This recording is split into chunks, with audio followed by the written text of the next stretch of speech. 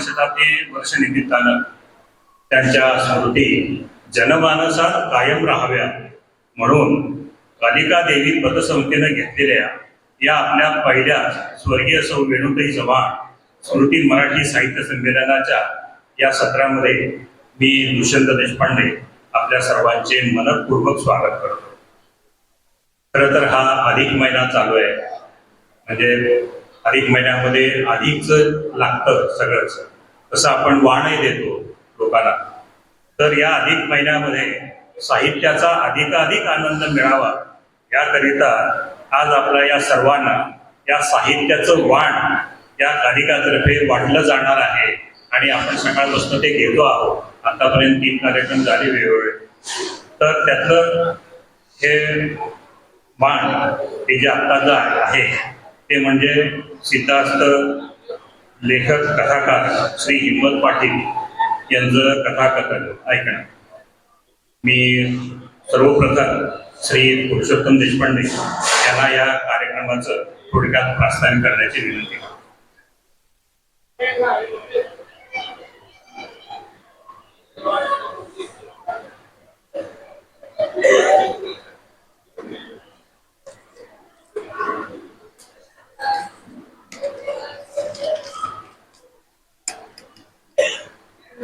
नमस्कार.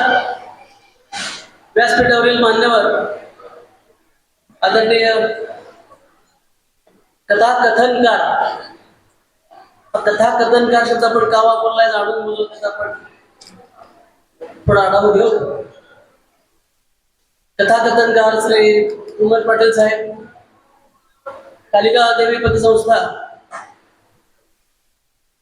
त्याचे मुनीर बागवान साहेब, सावकार साहेब, त्यांच्या प्रेरणेने हे संमेलन झालं आणि इतर मान्यवर आणि सर्व रसिक साहित्य श्रोते. कथा आपण लहानपणापासून कथा ऐकत आलो. अगदी जीव गाऊच्या कथेपासून ते रामायण महाभारताच्या कथेपर्यंत आपण अनेक कथा ऐकल्या आणि आपला असा अनुभव आहे की या कथांनी आपल्या मनावर, आपल्या चारित्र्यावर, आपल्या वागण्या बोलण्यावर, आपल्या जीवनावर फार मोठे संस्कार केले आहेत. आणि कथा ही गोष्ट आपल्या जीवनामध्ये उतरलेली आहे. कथेचा उद्गम खूप खूप जुना आहे. कथा आपल्याला वेद आणि उपनिषदातून कथा ऐकायला मिळतात. अगदी सुरुवातीच्या कथा वेदामध्ये आहेत. ऋग्वेदामध्ये शौनक ऋषींच्या नावावरती इंद्र, मरुत, वरुण अशा देवतांच्या अनेक कथा त्यामध्ये आहेत. उपनिषदामध्ये आपण कठोपनिषदामध्ये कथा बघतो, त्याच्यामध्ये नचिकेताच्या कथेतून आपल्याला गहन तत्वज्ञान, नचिकेता आणि यमाच्या संवादातून तत्वज्ञान समजून सांगण्याचा प्रयत्न झालाय.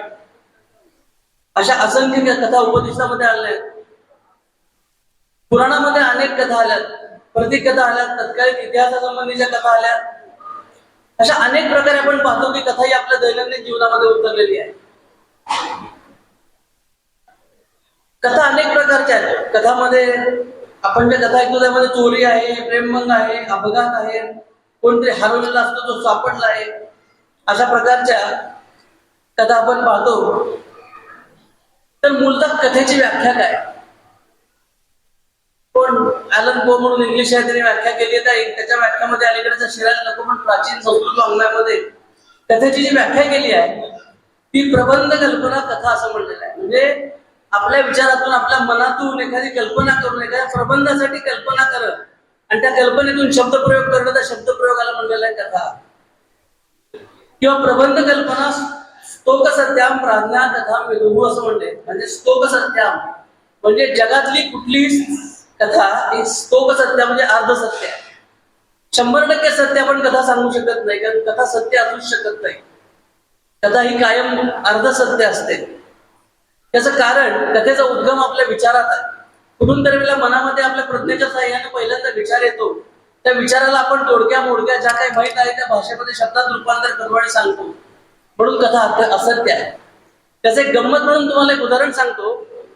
समजा समुद्राच्या काठावर मी बसलोय आणि कुठून तर जाऊन आलो आणि बसलो. एक मित्र आला आणि त्याने मला विचारलं की कुठून आला. मी त्याला उत्तर दिलं की मी बोटीतून फिरून आलो. काय समजलं तुम्हाला? मी बोटीतून फिरून आलो म्हटल्यानंतर एक गोष्ट आहे, बोट समुद्राच्या बंदरावरती लागलेली आहे. मी चालत गेलो, बोटीत गेलो, बोटीत कोण नाही, कॅप्टन नाही, कोण नाही, माणूस दिसत नाहीयेत. बोटीतनं परत आलो आणि चालत परत आलो. मी म्हणलं मी बोटीतनं परत आलो. दुसऱ्याचा अर्थ काढला, मी बोटीत गेलो, बोटीत सगळीकडे फिरलो, डेकवर गेलो, इंजिन रूम मध्ये गेलो, सुकाण वस्तू तिथे गेलो, बोटीच्या रिअर साईडला गेलो, पोर्ट साईडला गेलो आणि बोटीतनं सगळीकडे फिरून बोटीतनं उतरून परत आलो. मी बोटीत गेलो आणि बोटीत फिरलो, बोटीतनं परत आलो. तिसरा म्हणला नाही, मी बोटीत गेलो, बसलो आणि बोट फिरली समुद्रातून सगळीकडं. बोटीनं मला फिरून आणलं आणि बंदरावरती परत सोडलं आणि मी आलो. मी बोटीतनं फिरून आलो. साधी गोष्ट मी तुम्हाला सांगितली, बोटीतनं फिरून आलो, 17 अर्थ निघतात. मग कुठली कथा खरी असेल? माणसाच्या मनात आलेला विचार शब्दात येतो तेव्हा फारसा खरा नसतो. हे या प्रबंध कल्पना स्तोक सत्याम प्राज्ञा कथा मेधू यातून आपल्याला कळतं. म्हणजे कथा ही खोटीच असते, 100% खोटी नाही, ती अर्ध सत्य असते. काहीतरी चांगला विचार आपण त्यातून मांडण्याचा प्रयत्न केलेला असतो. फार लांबवत नाही मी. कथा गद्य असते, कथा पद्य असते. पद्य कथांना आपल्याकडे आख्यान किंवा आख्यायिका पण म्हणतात. आपण अभिज्ञान शाकुंतलम जर आख्यान बघितलेले, कवी यशवंतांनी शिवाजी महाराजांची जी शिवचरित्र आहे ते पूर्णपणे आख्यान खंडकाव्यात्मक कथा लिहिलेली आहे. तर आख्यान आख्यायिका अशा प्रकारे गद्य पद्य कथा पण असतात. तर कथेची जे लक्षण आहेत त्याचा आपण विचार केला तर कथा ही अलंकृत आणि प्रभावी असली पाहिजे. कथेला नासी फडक्यांच्या भाषेमध्ये सुरगाट, निर्घाट आणि उकल असली पाहिजे. सुरुवात केली आहे, काय तर रंगवली आहे आणि त्यानंतर आपण शेक्सपियन ड्रामामध्ये जसं म्हणतो आपण कॅथार्सिस, त्या स्वरूपाचं ते असलं पाहिजे. अशा प्रकारची कथा अपेक्षित असते. आणि कथेमध्ये एक स्वैर कल्पनारम्यता असली पाहिजे. त्यामध्ये चांगली कुतूहल निर्मिती असते. कुतूहल तयार केलेलं असेल ते कुतूहलाचा नंतर शेवटी संस्कृत नाटकामध्ये किंवा शेक्सपियरच्या ड्रामामध्ये जसं कॅथार्सिस झालं असं झालं पाहिजे. पूर्वी कथा ऐकणं, कथा सांगणं ह्या गोष्टी म्हणजे आपल्याकडे पुण्यकारक समजत. गर्भवतीला कथा सांगायचे, बाळंतिणीला कथा सांगायचे, आजारी माणसाला कथा सांगायचे. कथा सांगून आजारपण बरी केल्याची उदाहरण आहे.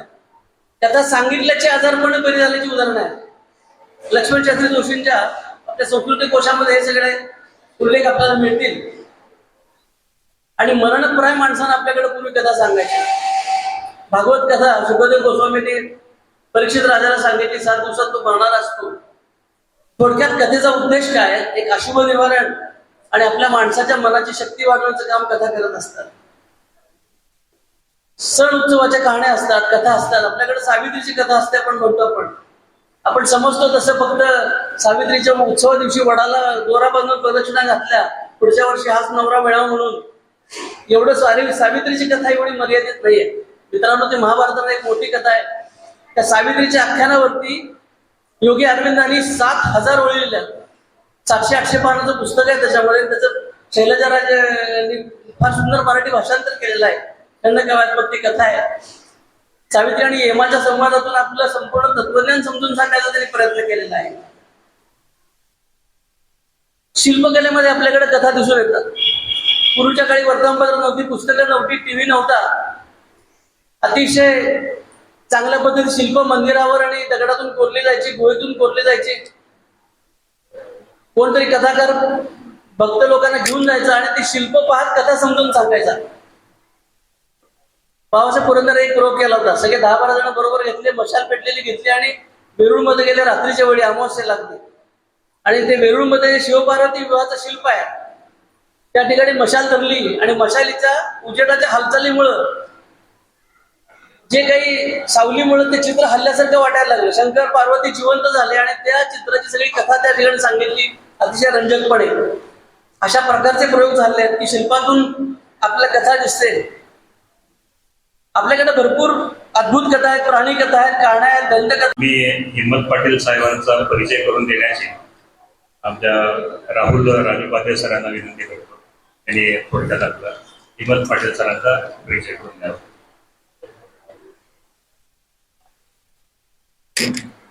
धन्यवाद देशपांडे सर. मला पक्क माहिती आहे तुम्ही सगळेजण हिम्मत पाटील सरांची कथा ऐकायसाठी इथं थांबलेला आहात.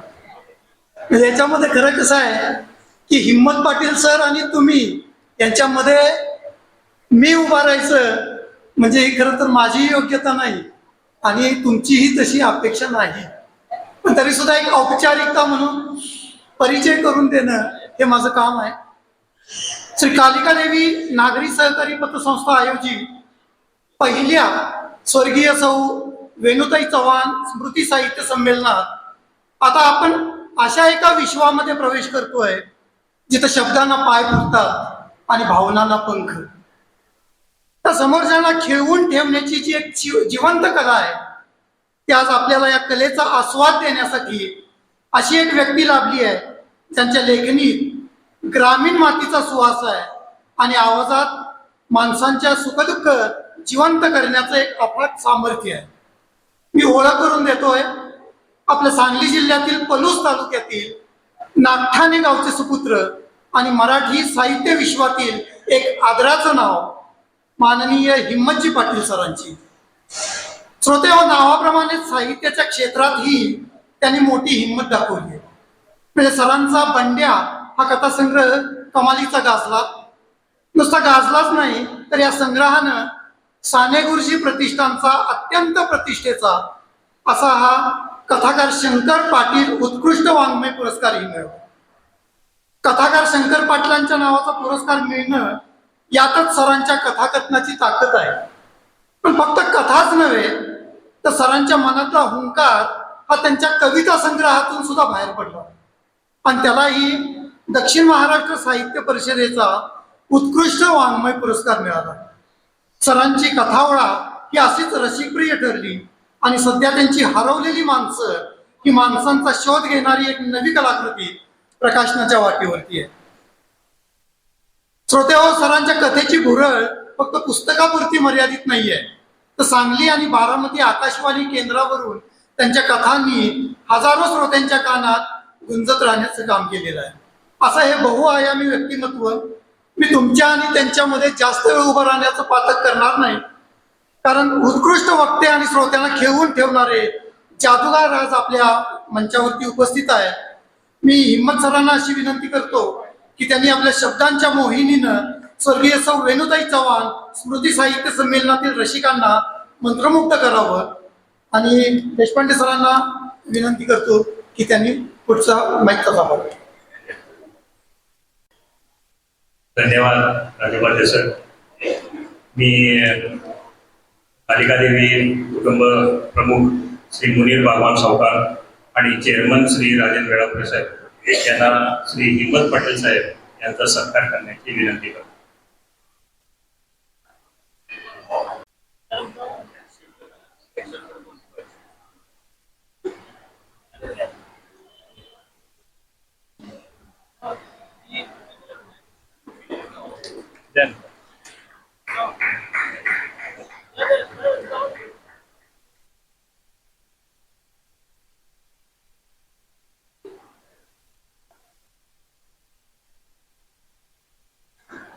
धन्यवाद भगवान.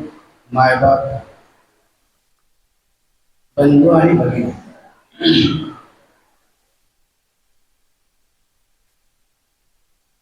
श्री कालिका देवी नागरी सहकारी पतसंस्था मध्ये कराड आयोजित स्वर्गीय सौ वेणुताई चव्हाण स्मृती मराठी साहित्य संमेलन पहिलं. खरं तर पहिलं कसं म्हणायचं असा माझ्या पुढे प्रश्न पडला. सकाळपासून इतक्या दिग्गज साहित्यिकांची मांदियाळी या संमेलनात पाहायला मिळते आहे की ओसंडून वाहणारी तरुणाई आणि एकापेक्षा एक बहादर अशी सत्र संपन्न होणारी. खरं तर या कालिका देवी नागरी सहकारी पतसंस्था या संस्थेचं कौतुक तर करावंच तितकं थोडं आहे, धन्यवाद द्यावे तितके थोडेच आहेत.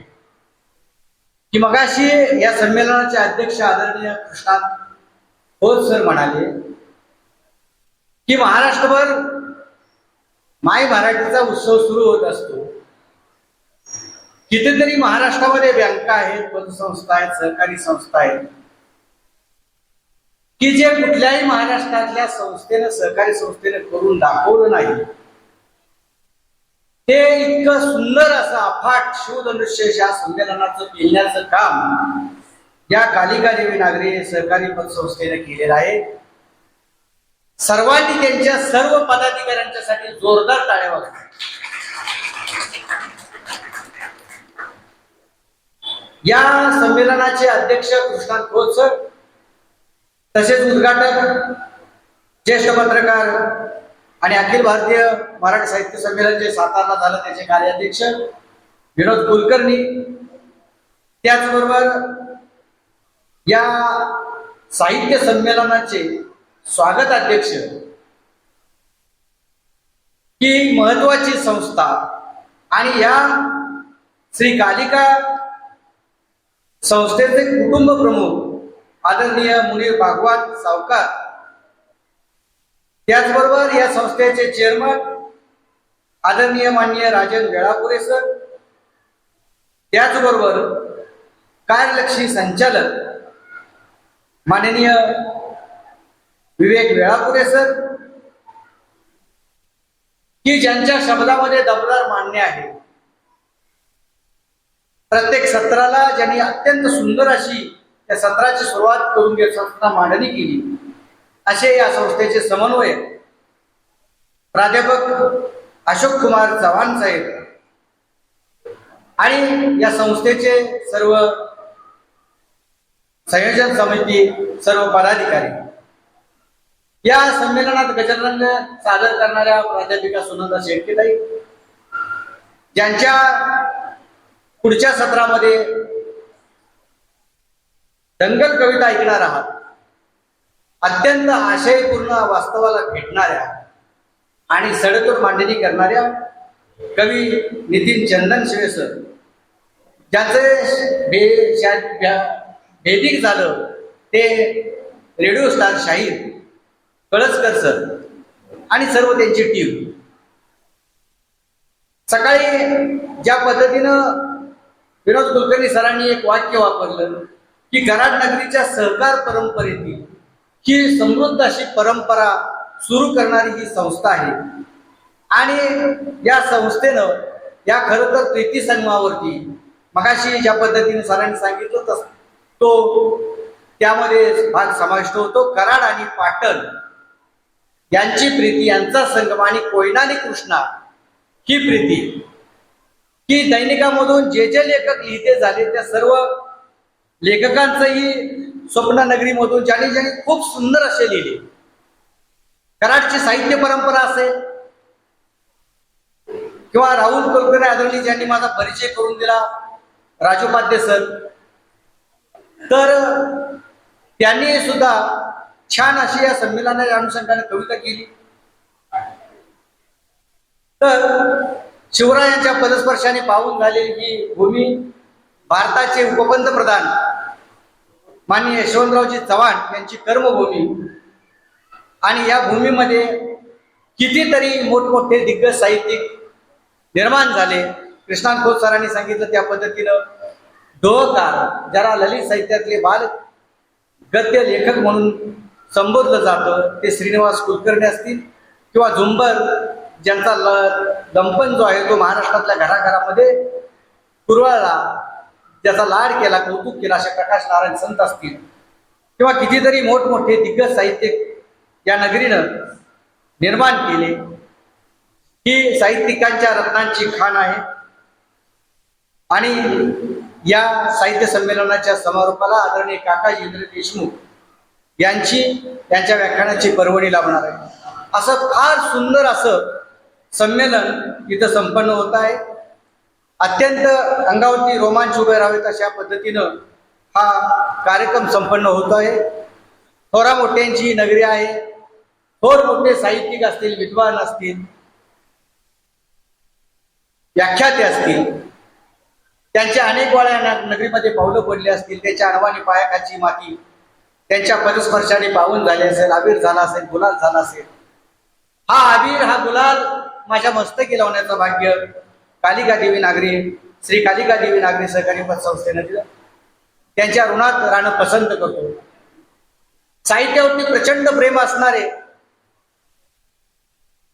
बारकाईनं समीक्षेमध्ये आस्वादक भूमिका मांडणारे अरुण काकडे सर यांचा फोन आला. खरं तर 1 महिन्याभरापूर्वी फोन आला आणि त्यांनी सांगितलं की अशा अशा पद्धतीनं संमेलन कराडमध्ये संपन्न होतोय आणि कृष्णांत खोत सर साहित्य अकादमीचे विजेते त्या संमेलनाचे अध्यक्ष आहेत. खूप भारावून टाकणारा तो मेसेज होता, फोन होता. सर्वांनाच धन्यवाद देतो आणि माझ्या विषयाकडे बोलतो की आदरणीय देशपांडे सरांनी ज्या पद्धतीने मांडणी कथेची केली, कथा सांगितल्या की वेद काळामध्ये वेदामध्ये कथा आहे, जातक कथा असेल, विसार कथा, ती कथेची परंपरा त्यांनी खूप सुंदर पद्धतीने मांडली. की अश्वयुगामध्ये माणूस वावरत होता, बोलायला शिकला, इतर प्राण्यांच्या सारखे गुहेत राहू लागला, समूहाने आपल्या रक्षणासाठी आपण एकत्र राहिलं पाहिजे ही समज त्याला आली. दिवसभर तो बागडायचा, हिंडायचा, समुद्र कुणी पाहिला असेल, कुणी बनवा पेटलेला पाहिला असेल आणि गुहेत आल्यानंतर एकमेकाला सांगण्याचा प्रयत्न होऊ लागला. तिथं बोली भाषेचा किंवा भाषेचा उगम झाला. त्या उगमाबरोबरच तो जे सांगत होता ती कथा होती आणि मग पुढं ही कथेचा प्रवाह मग धर्मग्रंथातून येत गेला. भजन असेल, वेदिक मगाशी झालं, त्यामध्ये दृष्टांत असतात, त्यातून सुद्धा कथा आपल्या समोर आली. आणि मग 1818च्या दरम्यान पहिल्यांदा मराठी कथा कुणी लिहिली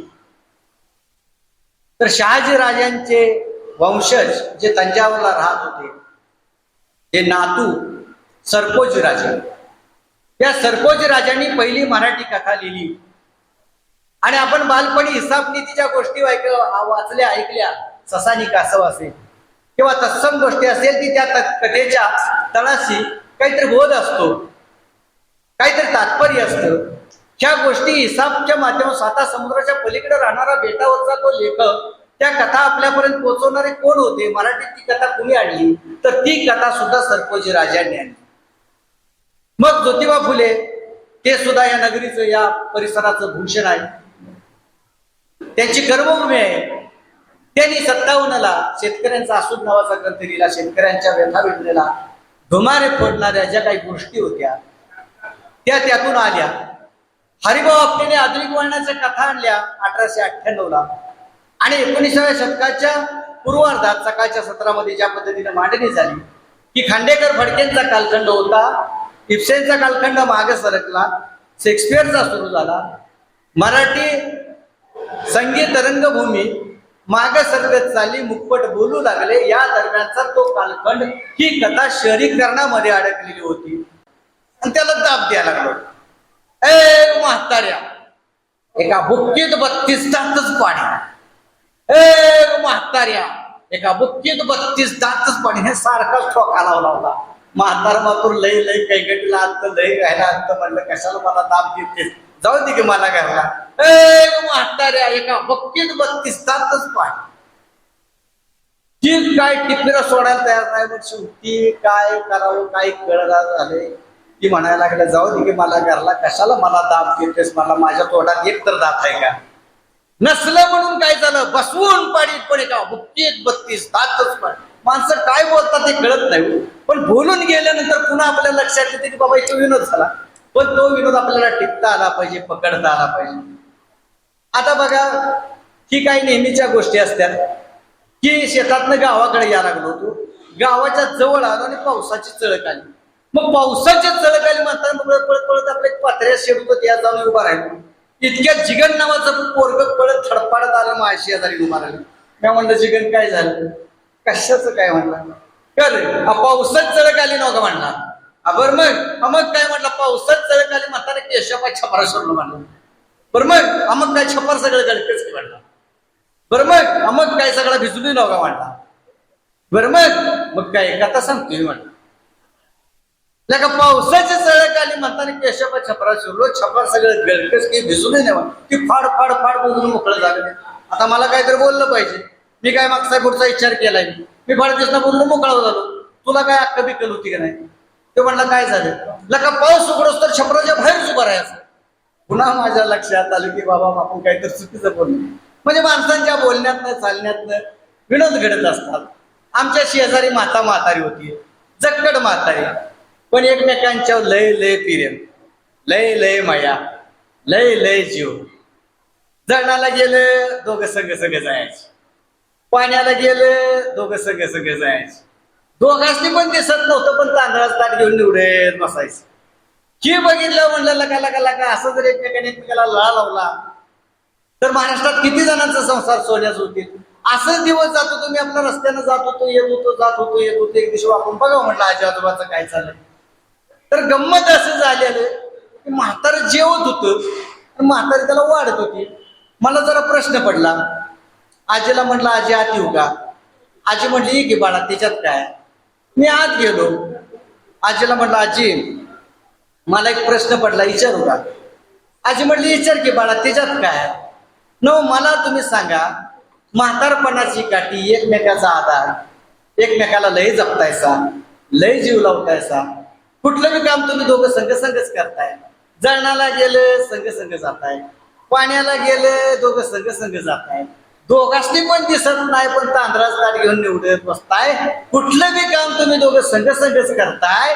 मग मला सांगा, तुम्ही दोघं संघ का जेवत नाही सांग. माझा प्रश्न बरोबर होता, पण त्यावर म्हातारी काय म्हटली की त्याच्यात काय आहे बाळा, दोघात एकच बचाळी आहे, तेव्हा त्यांचं जेवण झाल्यावर मी जेवणार. मग हा असं विनोद कुठं घडतो?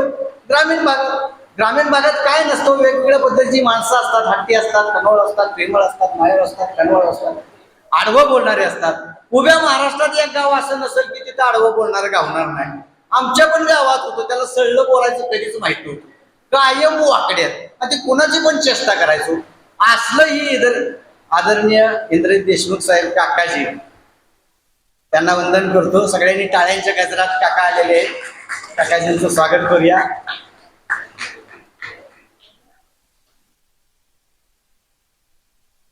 आणि ती एसटीत बसलंय, तासगावला निघाले, आणि त्या कंडक्टरच्या तोंडाला लागले. आता कंडक्टर तुम्हाला माहितच आहे, त्याचं नाव काढेल तेव्हा अशीच म्हटलं पाहिजे. कॉलेजच्या पोराचा तर तो विनोदाचाच विषय असतो. बघा, कॉलेजची पोरं त्याला सळलं कधीच बोलवत नाही, कायम वाकड्यात. काय त्यांचा 36 आकडा असतो, देव जाणे, त्याला सळलं कधीच बोलवणार नाही. बेल वाजवा, अजिबात म्हणणार नाही. मास्तर आहे वाजवा. आता मास्तरनं काय वाजवायचं? बेल वाजवा नाही, मास्तर आहे वाजवा. आम्हाला लवकर जायला पाहिजे, नाहीतर आमच्या मागच्या गाड्या चुकतील, पुढल्या नव मागच्या गाड्या चुकतील. असलं काय तर बोलून त्याला वैताग आणत असते. पण मास्तर सळलं असलं तर बरं हो. मास्तर जर कबिरका असलं, मास्तर जर कंदळ बिंदळ असलं, मास्तर जर तिरळं बिरळं असलं, तर मग काय पोरं त्याचा धळाच पाडतील, काय वाटेल ती बोलतील. काय मास्तर बॅटरी डाऊन आहे वाटतं, काय वाटेल ती बोलतील. काय मास्तर फोकस कुणीकडे हाय, काय वाटत एखादं गाव लागतं, एसटी मध्येच थांबती. बघा ती पोरं काय, ती मास्तर काय बोलायच्या अगोदर ही पोरं दारात उभा राहिलेली असतील. मास्तर बोलायच्या अगोदर वरची पोरं दारातल्या पोराशी बोलून मोकळी, पोरण टोपान उघडा, एसटीदार मध्ये टोपान. पण आमच्या गावासारखं एखादं आडवळणी गाव असतं, अप्रोच रोडने एसटी बोलवून माग खड्ड्यातनं नाचत सरकत येते, तिथं मग तो लय लक्ष असतो. बघा तो काय करतो, एसटी मागे सरकायला लागली, शीट काढतो, तोंडाला लागतो, दार उघडतं, गुढी टाकतं, दार आपटतं, आणि एसटी बरोबर माग शिटे फुग सराट.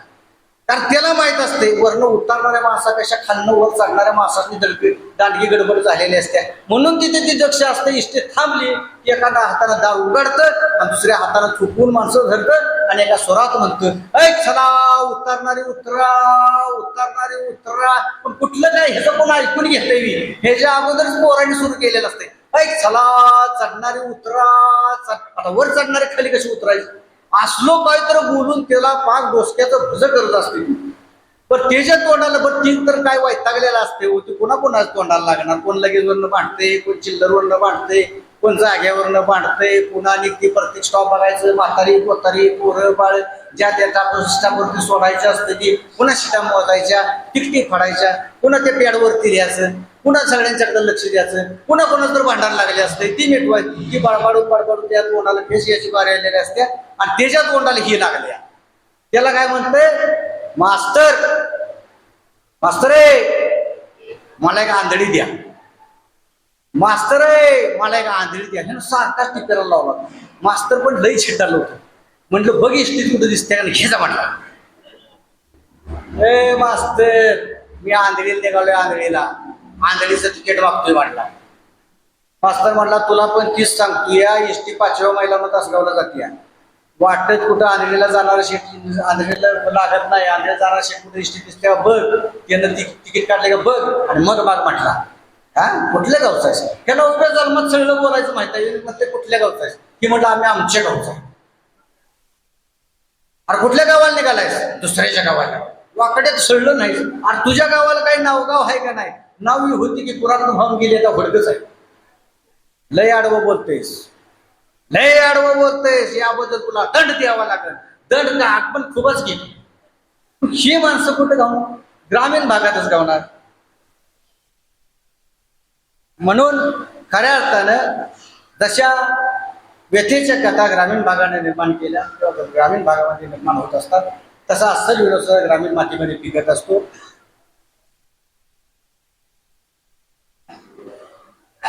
आपल्याकडे पूर्वी एक 2-3 वर्षापूर्वी 9वीच्या अभ्यासक्रमामध्ये गंभीर कथा होती.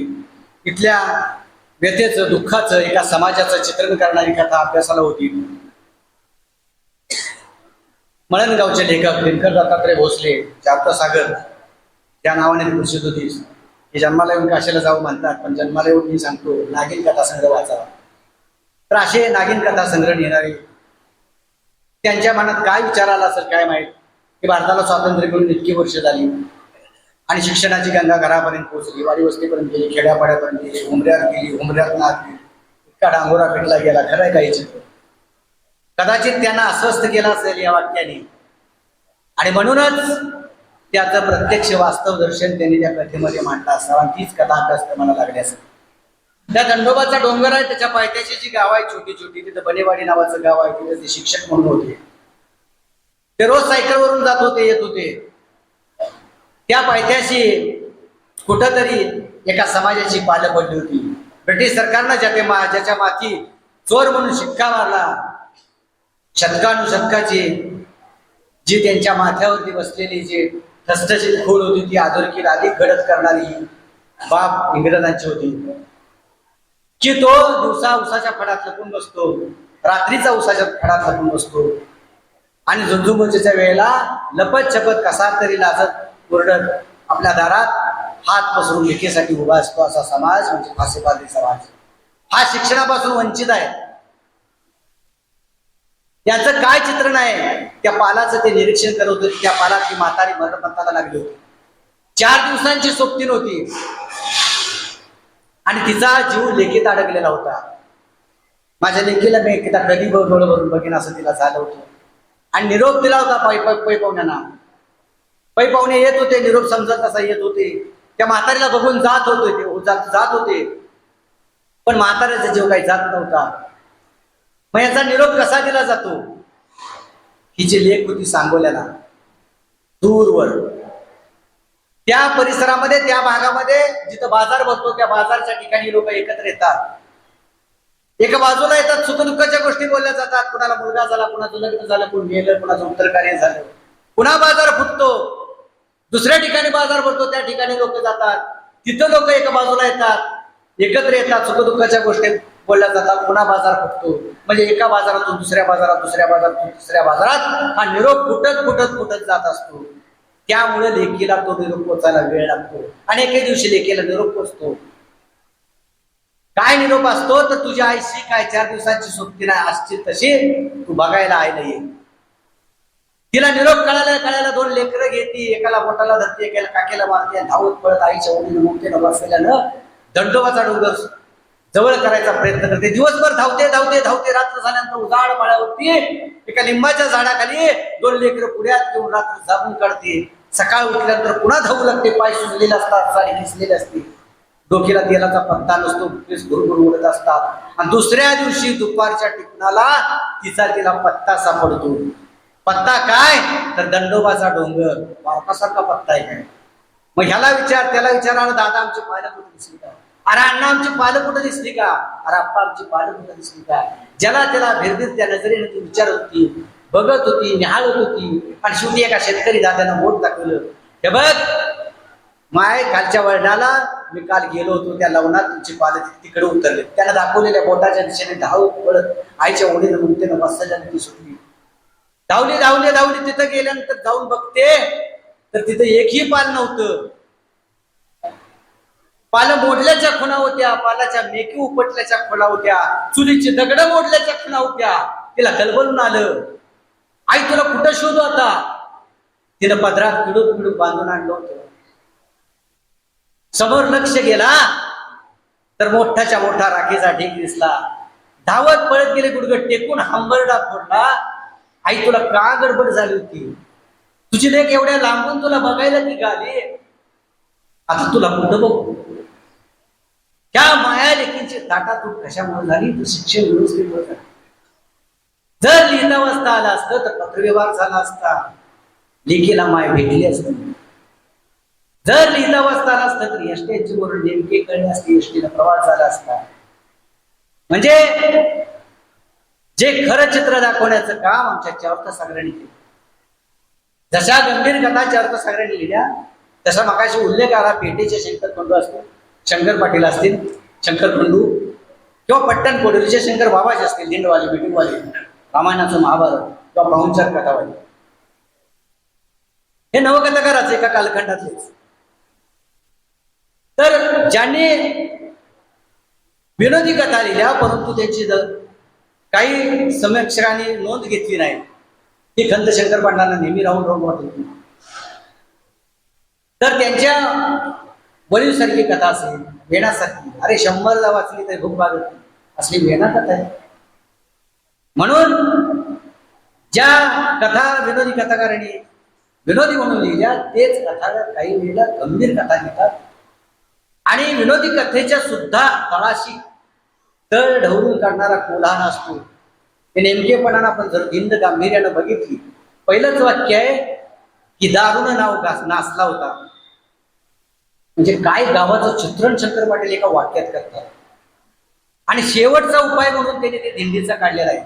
आणि दिंड काढल्यानंतर सुद्धा तो उपाय कसा ठरतो कुचकामी हे दाखवलं. तिथं एक वेदना आहे ठसठसती ग्राम जीवनाची, ग्रामीण भागाची ठसठसती वेदना आहे. म्हणून मला इतकंच सांगायचं आहे की गंभीर कथा जशा निर्माण होतात तसा विनोदी कथा निर्माण होत असतात. आणि शहरामध्ये मोठमोठी सांगली असेल, कोल्हापूर असेल, आपण त्यांना शहर म्हणत नाही, आपण आपले जन्मभूमी ग्राम जीवनाचं ते रसायन म्हणून आपण त्याकडे बघतो. पण जी मोठमोठी धावती शहर आहे, कलकत्ता असेल, मुंबई असेल, तिथं दारबंद संस्कृती असते. आपल्याकडे अजून तशी नाही. तिथं तो कामाला जातो, ती कामाला जाते, मुलं शाळेत जातात, मुलं शाळेतून परत येतात, दारबंद असते, टीव्ही चालू असतो. काय त्या टीव्हीच्या मालिकेत असतो तेच म्हणतो आपण, वर्षानुवर्ष चालणाऱ्या मालिका. आपल्या गल्लीत आपल्या आजूबाजूला आपल्या गावात एखादी घटना प्रसंग घडतो का? जे घडत नाही ते दाखवलं जातं, विकृतीकडे झुकणारा दाखवलं जातं. आमचे प्रश्न का मांडले जातात? दुष्काळाचा प्रश्न असेल, पाणी प्रश्न असेल, कितीतरी प्रश्न असतात. एखादी राणासारखी मालिका आहे ती लागीर झाल्यासारखी, पण त्या सुद्धा भरकटतात, कुणीकडच्या कुणीकडे जातात आणि वर्षानुवर्ष चालतात. पूर्वी एक मालिका होती बघा, वर्षानुवर्ष चालली. त्यातली सासू म्हातारी झाली तरी पण 4 दिवस सासूची, तरी पण मालिका आहे. त्या सासूचा खर्च इतका अफाट होता मेकअपचा, एक गरीब कुटुंब चांगलं जगून निघून. सून म्हातारी झाली तरी 4 दिवस सासूची, वर्षानुवर्ष चालली. मग त्या काळात एका काही त्याला फाशी शिक्षा झाली, त्याला फसा घेऊन चालले होते आणि त्याला विचारले बाबा तुझी शेवटची इच्छा काय? तेच प्रघात असतो म्हणे की त्याची इच्छा पूर्ण करणं शक्य असेल तर पूर्ण केली जाते. त्याला विचारतात की बाबा तुझी शेवटची इच्छा काय? तर तो काय म्हणतो, माझी शेवटची इच्छा काय आहे की त्या 4 दिवस सासूच्या मालिकेचा मला शेवटचा भाग बघायचा आहे. म्हणजे तो काय भाग होणार नाही, ह्याला काय फाशी केलं जाणार नाही. अशा विकृतीकडे झुकणार. आता तर तो टीव्ही आपल्या खिशात आला. किती वेळ झालं होतं त्या नोंद करून ठेवायचं प्रत्येकाने. आपण 24 तासाची नोंद, मोबाईल घेतानाची नोंद, ठेवतानाची नोंद आणि सगळी टोटल मारायची. किती वेळेचा विपर्यास होतो. घेण्यासाठी घेऊया हो, त्यातून चांगलं तर प्रचंड आहे. आपला विरोध नाही तंत्रज्ञानात. अहो जगाच्या पाठीवर कुठेही क्रिकेटची मॅच असू द्या, तिथं आमचा आता वैभव सूर्यवंशी खेळणार आहे, विराट खेळतोच. त्यानं मारलेला षटकार घरात बसून आपण 1.5 सेकंदामध्ये बघू शकतो. पण घरात असणाऱ्या म्हातारीचा दुखत असणारा डुकरा गुडघा कळायला आठवडा लागतो. टीव्हीमुळं मोबाईलमुळं जग जवळ आलं, पण माणसं माणसांच्या पासून दूर जात आहेत. याच्यावरती उपाय काय? तर याच्यावरती उपाय वाचन संस्कृती आणि अशी समृद्ध अशी साहित्य संमेलन. म्हणून पुन्हा एकदा कालिका देवी नागरी सहकारी पतसंस्थेचं मी अभिनंदन करतो, कौतुक करतो, अभिमान वाटतो. लौकिकाचा कराड नगरीच्या मानाचा तुराक होणारी ही संस्था आहे. करावं तेवढं कौतुक थोडंच आहे. मी एक कथा सांगणार आहे. तुम्ही म्हणणार मग मगाच्या काय आलं सॉंग काढलं होतं काय?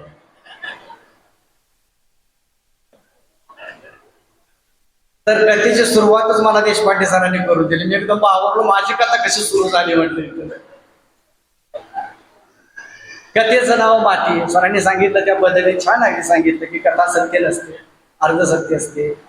बारकावे त्यांनी चांगलं रसग्रहण आहे त्यांचं. कल्पकता म्हणजे वास्तवतेच्या ह्याच्यावरती कलम केलं जातं, कल्पकतेचं असं काहीतरी असावं ते. तर कथेचं नाव माती. माणूस मेल्यानंतर आपण मातीला जातो. ज्याला कल्पकता म्हणावं तर वास्तवता वाटेल, आणि वास्तवता म्हणावी तर कल्पकता वाटेल, अशी हासो आणि आसू मिश्रित कथा. कथेचं नाव माती. प्रत्येक स्त्री पुरुषाचा संसार करायला आपलं घर, गाव, मैत्रिणी, नातं सगळं सगळं सगळं सोडून जाते. एक गाव सोडून. पिंपळाचा बीज जसं असतं ना, वाऱ्यावर जरी उधळलं, खडकावर जरी पडलं, खोल जातात. खट्ट खडकात सुद्धा रुतून बसतात. तशी स्त्री असते. कसल्याही परिस्थितीत डगमगत नाही ती. संसार तबून नेते. ती पुरुषाचा संसार करायसाठी सगळं सोडून येत असते. तिला सुखात नाही ठेवता आलं तर चालेल, पण दुःख देता कामा नये. हा आशय घेऊन येणारी कथा. कथेचं नाव माती.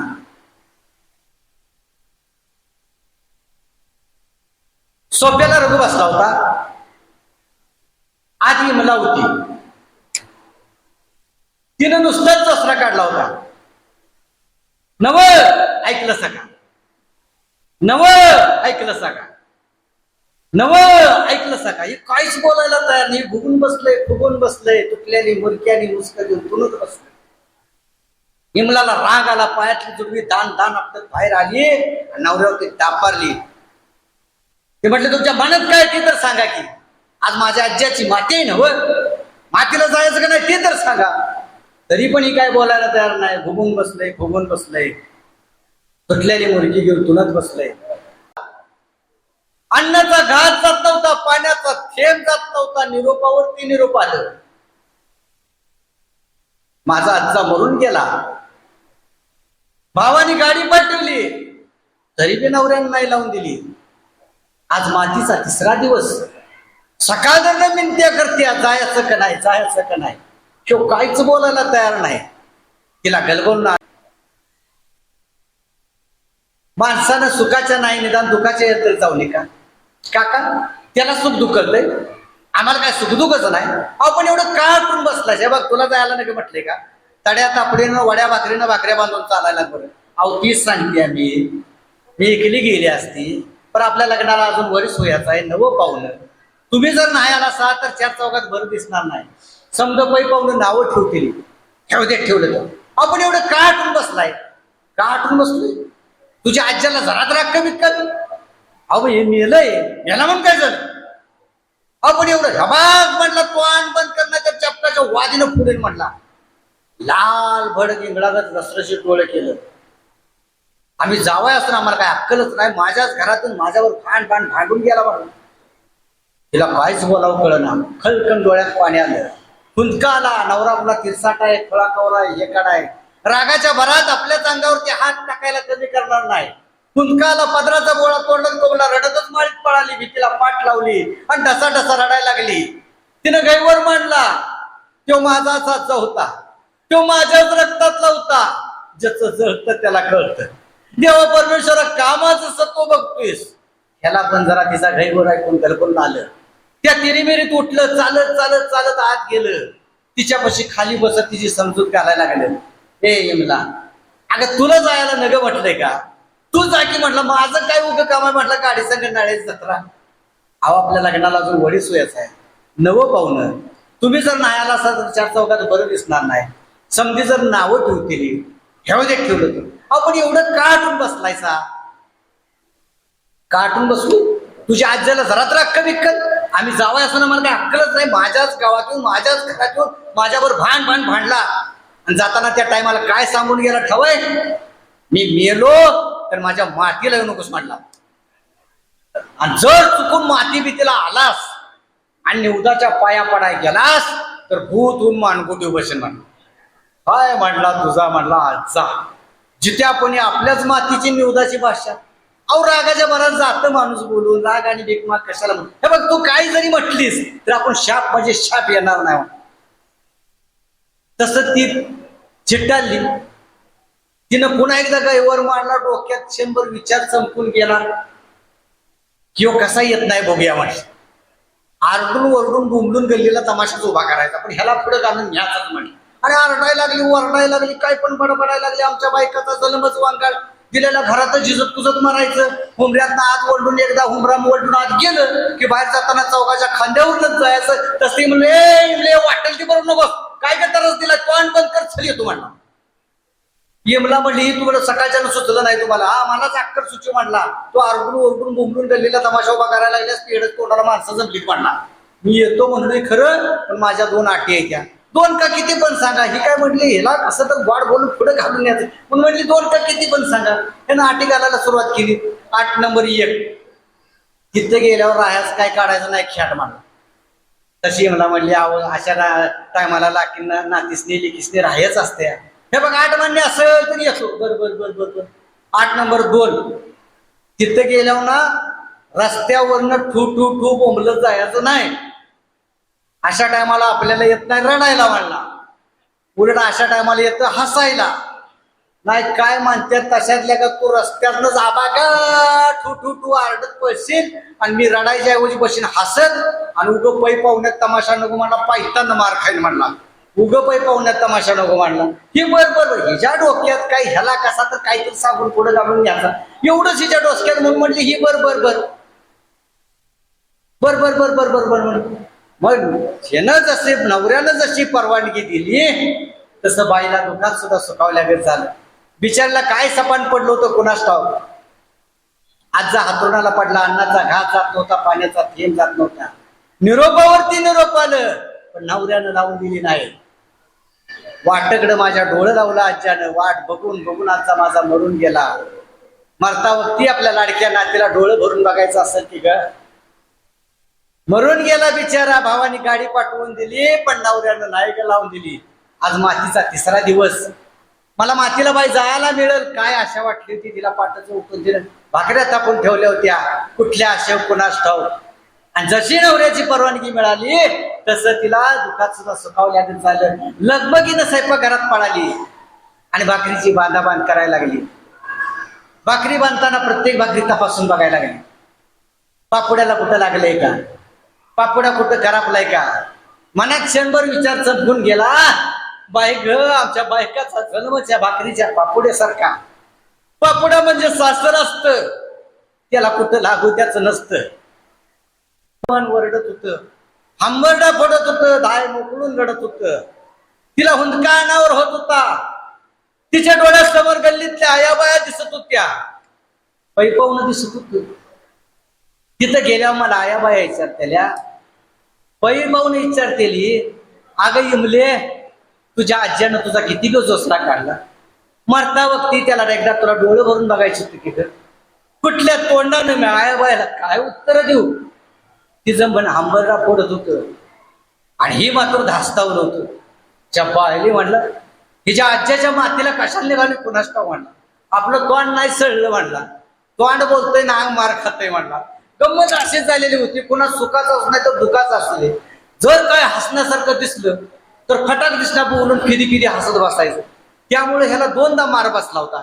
ह्याच्याच भावकीतलं मुळकाचं शामराव मेलवतं. शामराव मुळक म्हणजे बिनगरजी माणूस, कुणाच्या कसल्याच कार्यक्रमाला जात नव्हतं, येत नव्हतं. कुणाची माती असू दे, श्राद्ध असू दे, कार्य असू दे, बारसा असू दे, उत्तर कार्य असू दे, अजाबात कसल्या कार्यक्रमाला जात नव्हतं, येत नव्हतं. पण ज्या वेळेला शामराव मुळीकच मेला त्यावेळेला भावकीतल्या समध्याने त्याला वाळीत टाकला होता. बरं ती मेलंय कधी रात्रीच्या 12-1च्या टिपणाला. ह्याच्या शिन जोडीची 4 चौघ गेलेली. ह्याला पण पुळका येऊन गेल्याला माग हात बांधून लागलेला आपलं गंमत बघाय. त्यात काही खांदकरी घावं ना ती तरण्याचा त्या पोराने गाव पाचतं गावलं पण कुणी पण खांदकरी असून चालत होऊन चालत नसते. ज्याचा आईबाप नसते ते असं खांदकरी वयाचं एका गावाची पद्धत असती. ह्याच्या काय भावकीत नव्हतं अशातला भाग नव्हता. पण ती कुठं बोल जाते कोणाला शेवटी तरण्याचा त्या पोराने हुडकून काढली. ती चौघच्या चौघ गावली एक जणाच्या रानात वस्तीहून त्याची फिस्ट चाललेली पार्टी. ती चौघच्या चौघ डांगडी फुलटॉस त्यांनी याला याटण आणलेलं. ती कसं तरी गोड बोलून कसे तरी ढकलत पुढं आणली. ती लिजिम खेळतच आली. नाचाप करत हिथं पडतंय का तिथं झुडपं धरतच आली. ती येऊन बघते तर तडकीचा सराम जम चालला या. मग त्या तडकीच्या भोवतूनच गोल लागली फिरायला. एक म्हातार तर लईच खेळणार लोक खाली बस उठ तिकडं बघ तिकडं बघ. लईच त्याला डोस ज्यादा झाला होता काय कोणाचा.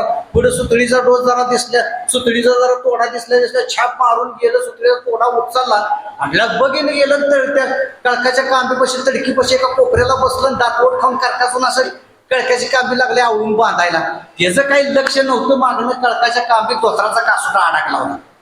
जी गडबडीने उठाय गेलं हेसका बसला तसा सप्पट तडकीत जगलो. ह्याला काय भांड राहिलं नाही. म्हटलं जा जा त्याच्या अगोदर तूच जा म्हणला. जी शामराज माणसं गर्दीत जरा खसखस पेटली. माणसं हसायला लागली. प्रसंग कुठला चाललाही लागली ते हसायला.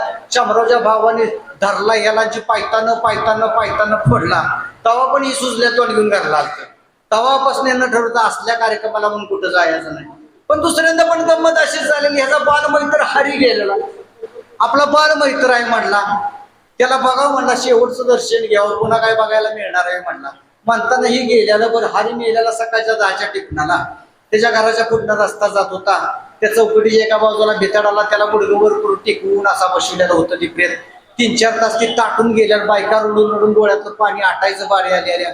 मग ती त्या कामातलं तरबेज असणार पुढे लागलं गडबड करायला. हे म्हणजे आवरा ह्याला असंच कुठं ठेवायचं म्हटली. बायकांनी कालवा केलेला नाही ना त्याचा बा येतो आम्ही त्याला आणून देणार नाही म्हटली. मग ह्याला कळलं की ह्याचा बा ह्याच्या आत्तीकडं हळदीचं बी आणायला सातारला गेलाय. तोवर प्रेत ताटून गेले 3-4 तास. पुन्हा तासाभरानं त्याचा बा आला. 4-5 तासात ते प्रेत गुडघवर करून ते पुन्हा असं बसविलं. ते 5 ताटून गेलं. बा म्हटलं सासू आज हा कोंब रडायला लागले. आणि ह्याला आलं हसू. रडताना ह्याची मावाच्या माशाने तोंड फोडले. ती विचित्र लागली दिसायला. हिनं तोंडावर हात ठेवला आणि बोटांच्या फटीतनं लागले बघायला. त्याला आजू सासू म्हणते की तोंडाचं बळकं झालंय तोंडात एकटं जात नाही. आणि तिनं लावलेलं गाणं त्या गाण्याचं घ्यायला लयच हसू आलं. ती काय म्हणते माझा रागू दूर गेला र देवा. हिचा म्हणला ह्या वयात रागू म्हणला. मग आम्ही जातो म्हणलं टान दिसणं होबऱ्यात टान दिसणं चेडवा थोडी मारली. म्हणजे सोप्याने उभं राहिलं. मागणं इमला पळत आली. तिच्या मागणं इमलाची आई पळत आली. आजी पळत आली. पण आजी स्टोर जी गार दिसणं फिरलं लाल फडक इंगळागत रसरस डोळं केलं. इमलेवरती रोखलं आणि लागलं तडाकलं जोराव तिच्यावर. ह्या बघ इमले तुझी नाटकं मला कळत्यात. नाण्याचं चालणं करायचं का काय ती म्हणला ठरव तुझं तू ठरव म्हटला. याच असेल तर माझ्यावर चल. रायाचे असेल तर कायमची तर पुरून घे म्हटला. तापलेल्या तव्यावरती पाण्याचं 2 थेंब पडावं आणि तवा जसा तडतडावा तसं त्याच्या तोंडात गेलेलं शक्तीचा काळीत चिरत गेलं. तिला काय करावं काय कळणार. तिच्या काळजाचं पिंपळ पण सरसरलं. अंग थरारलं. पुन्हा एकदा तडकला. डोळं आग ओतत होतं. अंग रागानं थरथर कापत होतं. ह्या बघ इमले नाटकं लावू नकोस. नाण्याचं चालणं करायचं का काय ती तोट ठरवी म्हटला. याच असेल तर माझ्यावर चल. समोरच्या पारापाशी 10 मिनिटं वाट बघीन. आलीच तर माझी नाहीतर म्हटलं कायमची पुरून घे म्हटला. जो त्यावर ताड ताड ताड उतरलं. पायात चपला सरकुलन झम झम झम निघून गेलं. इमलीच्या डोळ्यात खळखळ पाणी आलं. तिला काय बोलावं कळना. पुढे नवरा जाताना दिसत होता. मग आई दिसत होती. आजी दिसत होती. जातो तर कसं म्हणू राहतो तर कसं म्हणू. कसं तरी बोलतं झालं पाहिजे. कशी बशी आईला बोलली. आई तुला आज सांगते ग नवरा माझा तिरसाट आहे. खुळा कवरा आहे. शेकाड आहे. जसं बोलतो तसं करतो ग. खरंच माझ्या नाण्याचं चालणं करण मला आई गेलं पाहिजे. माझा आजचा हातरुणाला पडला. अन्नाचा घास जात नव्हता. पाण्याचा थेंब जात नव्हता. निरोपावरती निरोप आलं. पण नवऱ्यानं नाही ग लावून दिली. आजचा माझा मरून गेला. मरता वक्ती त्याला बघायचं असेल घर. मरून गेल्यावर भावांनी गाडी पाठवली पण नाही नवऱ्यानं लावून दिली.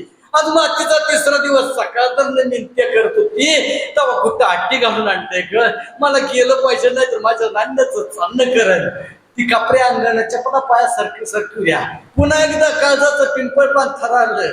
वळून वळून बघायला लागली. आईला हात वर करून जातो म्हणून सांगायला लागली. आजीला जातो म्हणून करून सांगायला लागली. मनात कोयल उठला. पुढे नवरा दिसत होता, मग आई दिसत होती, आजी दिसत होती. तिच्या नजरेसमोर आजा दिसत होता. बालपणीचा आजा हातावरती तळ हातावरच्या फोडासारखं जपलं ना तिला. त्यानं किती मला लाडत पडत वाढवलं. दारावरनं जांभळवाला जाऊ दे, करवंदवाला जाऊ दे, त्याच्याकडची जांभळं करवंद घेऊन देणारा माझा आजचा. सणासुदीला नवीन कपडे घेऊन देणारा माझा आजचा. पचवीला जगावर बसवणारा, झोपाळ्यावर बसून उंच उंच झोका देणारा आजचा मला कव्वा कव्वा दिसायचं नाही. आईनं मारलं तर आईच्या हातात हिसकावून घेणारा, वाण्याच्या दुकानावरती नेणारा आणि बिस्किटचा पुडा घेऊन देणारा माझा आजा कुठं मी शोधू. पायात मनाचे बेड अडकले होत्या, मनात कोयल उठला होता. आमच्या बायकाचा चलंग वंगाळ.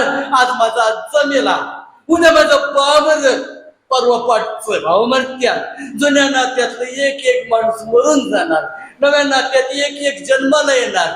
जुनी नाती इसरायची, नवी जोडायची. आमच्या बायकाचा जलम गवंगळ. ती पाय उचलाय बघत होती पण पाय उचलत नव्हता. रघुचं पाय झपझप उचलत होत पण इमलाचा पाय उचलत नव्हता. माती तीच, याच मातीतली ती दोन माणसं, पण जसं एकाच मातीत लिंबू उगवा आणि आंबाई उगवा. लिंबानं कडू व्हावं, आंब्यानं गोड व्हावं, पण येणाऱ्या वादळ वाऱ्याला टक्कर देत जगावं. असं तिने काहीतरी मनात निर्धार केला. डोळं पुसलं, मनाशी काहीतरी ठाम पंगाट केली आणि पुन्हा एकदा तीच इमला त्याच मातीत ठाम पावलं टाकत गावाच्या दिशेने चालू लागली.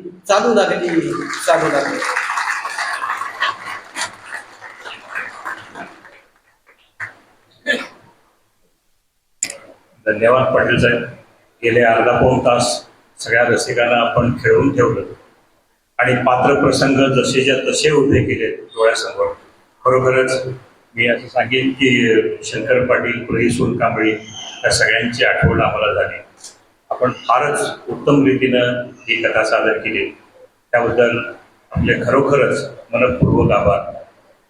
ही साहित्य संमेलनाची संकल्पना ज्यांच्या डोक्यात आली ते आपले कुटुंब प्रमुख श्री मुनीर बागवान साहेब सावकार, आणि ही कल्पना प्रत्यक्षात आणण्यासाठी ज्यांनी अविरत 2 महिने जे रात्रंदिवस प्रयत्न करतायत, राबतायत, ते आमचे मित्र अशोक कुमार चव्हाण साहेब आणि त्यांच्याबरोबरच आमचे अरुण काकडे साहेब, की ज्यांनी हे प्रयत्न केले ह्यांना सगळ्यांना आणण्यासाठी. त्या सर्वांचे आणि तसंच ह्यांना साथ देणारे हे चेअरमन राजन वेळापुरे साहेब, माजी चेअरमन संतोष मोहिरे साहेब, माजी सर्व संचालक कालिका देवीचे, आणि त्याचबरोबर हे कुटुंब म्हणतात ते खरोखरच कुटुंब अर्थानं. कारण 2 दिवस मी बघतोय त्या कालिका देवी पतसंस्थेतला संपूर्ण स्टाफ इथं ज्या पद्धतीनं राबतोय आणखीन हे करतोय की हे कुटुंब आपल्या घरातलंच कार्य आहे असं एक गरज करून चालत. तर या सर्वांचे मी मनपूर्वक आभार मानतो आणि आपण सर्वांनीही हा कार्यक्रम अत्यंत शांत चित्तानं ऐकून घेतला त्याबद्दल आपल्या सर्वांचेही आभार मानतो. एकदा या सर्व कालिका कुटुंब संस्थेसाठी आपण सगळ्यांनी एकदा जोरदार टाळ्या वाजवल्या पाहिजे.